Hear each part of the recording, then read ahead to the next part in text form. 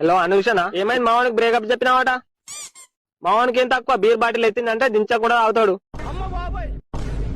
పొద్దుకు 4 సార్లు fair and lovely రాతాడు మోగానికి. ఇప్పుడు కూడా రాసిండు అనుకో, ఎండిపోయింది ఎండ కదా, బాగా కొడుతుంది ఎండ.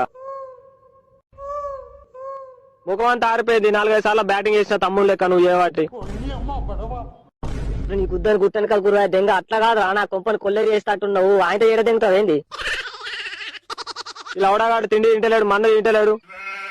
చూడు బర్రె ఉన్నట్టు ఇంట్లోనే చేస్తాండి. ఇప్పుడు గొడవలు అయితే కావని కాదు, అయ్యో కొద్దిగా చూడాలే కదా. ఎట్లా బాంచనికి ఇట్లా అయితే సంజాయించుకోవాలి మీరే. ఓసారి ఊరేసుకొని చస్తా అంటాడు. అవును మరి, ఊరేసుకొని చస్తా అంటే నేనే ఆపిన తెలుసా.